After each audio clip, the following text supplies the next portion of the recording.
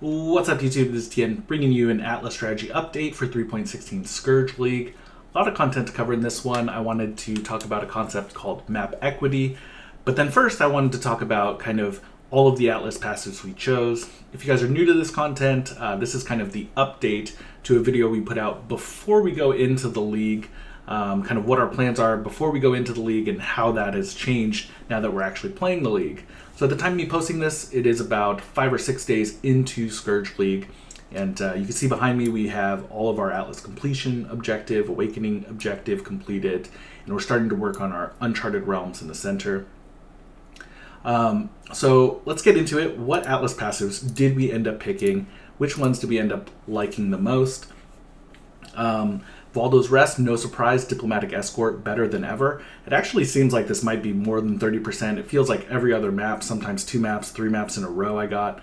Of the King Harbies, great source of Horizon Orbs, great source of Exalted Shards, even Ancient Shards. They're really profitable. Can't go wrong with the Harbies. And then you can see here I ended up choosing Delve. And Delve is maybe one of the sleepers of the patch. This is anecdotal, of course, because it's only my Delve. But you can see here we got a city really early. The new initial starting Delve depth gets you really deep, really fast in the Delve. I even got one like kind of before it went to the tier 13 maps. I left this city. This is maybe progressing between watch zones like 10 to 11. I left this city with like 25 red maps. It was incredible how many maps that Delve gives. You can see I'm continuing to progress downwards. I got another city I'm excited for coming up here. It's in Abyssal Depths. Don't know if my cam is blocking it, but yeah, it's just been pretty crazy. Delve is just one of the more powerful mechanics, kind of a sleeper in this patch. Can't go wrong with that. In Lyra Arthane, nobody would have expected it, but I ended up picking the Expedition. At the time of me posting this, the breach stuff is really saturated. Like completed breach zones, I've been buying them because I'll talk about it later in the June region. But I've been buying breach zones to kind of upgrade them. Breach zones are so cheap, like 13 for completed breach zones, which makes picking up the splinters equivalent to like picking up chaos shards. So I ended up not doing breach and I ended up doing expedition instead. It actually feels pretty good in maps. I've been making a lot of currency through just the haggle guy. I don't know his exact name, but kind of just haggling him for currency has been a good source of that, and you get plenty of reroll tokens as well as just the value you get. The auto pickup feels great, like I said.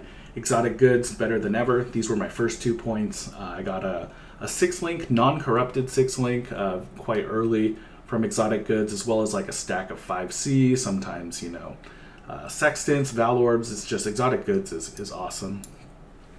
Glen, kind of as we were progressing here, I did what I said. We stayed true to that. Kind of went with all the Legion nodes as well as the per diamond node over here. Honestly, didn't spend too much time in Glen kind of while I was farming Cyrus, but these nodes were great.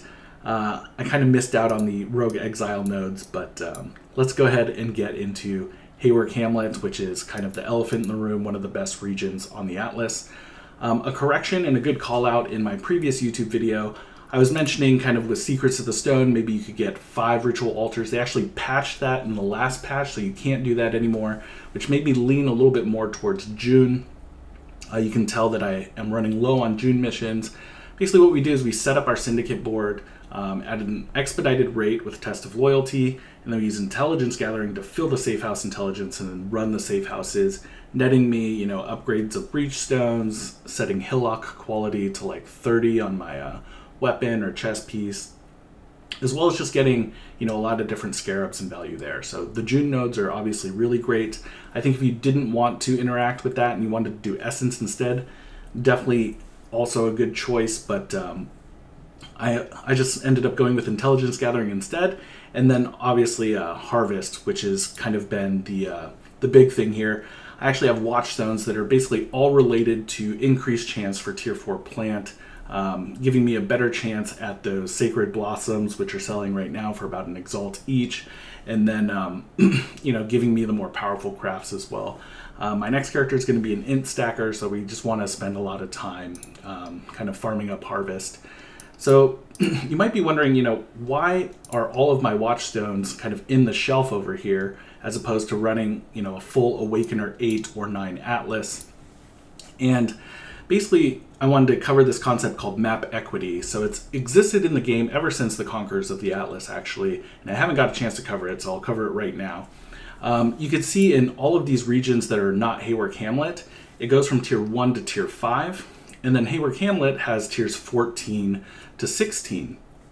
Now, previously, before the Conquerors of the Atlas, almost 2 years ago now, what would happen is if you would drop a tier 6 map, it would downgrade it into your next available tier 5, and it would choose from all the tier 5s there. This concept was used back with using Shaper Orbs and Elder Orbs to kind of trick the Atlas into dropping the maps you want. No longer is that the case. So instead, whenever my Atlas would choose to drop a map anywhere from tier 6 to tier 13, what it would do instead is add to a counter that builds up map equity. As soon as this counter kind of gets to a certain point, it'll eventually just drop a tier 14 map instead of dropping anywhere from tier 6 to 13. So which tier 14 is it going to pick? It's going to pick from my available tier 14s, which are only in Haywark Hamlet. I've actually triple favorited Dunes, so most of the time it's a Dunes map. You can see here we're starting to build up a whole bunch of Dunes here. And that's kind of what we've been doing in order to sustain maps in Haywark Hamlet. Basically, while I'm running maps in Haywark Hamlet, it's either going to drop me tiers 1 to 5, basically anywhere that I don't care about, but anytime that it's dropping me a red map, it'll be in Haywark Hamlet. So it lets me just kind of stay in Haywark Hamlet, do a bunch of harvest crafting as much as possible, and that's kind of the concept of building up map equity towards your Atlas. The downside to this is that you don't get a big Awakened bonus. If I were to add more Watchstones to my Atlas, you could see the number would then improve.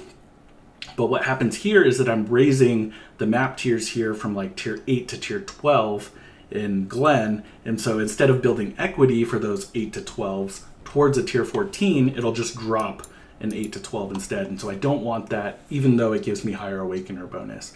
So that's how I have my Atlas set up. That's what we're doing to make currency. I also wanted to do one more correction, on top of the ritual thing. I said before that, horizoning a T16 would always give you Summit because they released kind of the natural map tiers. That's actually not what ended up happening. So the Horizon Orbs are able to produce tier 16s that are kind of all over the place. I'm not going to roll over this one because it's in alleyways. But I don't know if Horizon Orbs are just not obeying your current Atlas or what, but you can use Horizon Orbs to produce maps that we thought were not possible before. So just a quick correction to the Horizon Orb usage and then the ritual thing, like I said earlier. That's it for our Atlas strategy update. If you guys have any questions, feel free to leave it in the comments below. Thank you guys for stopping by, and see you guys next time.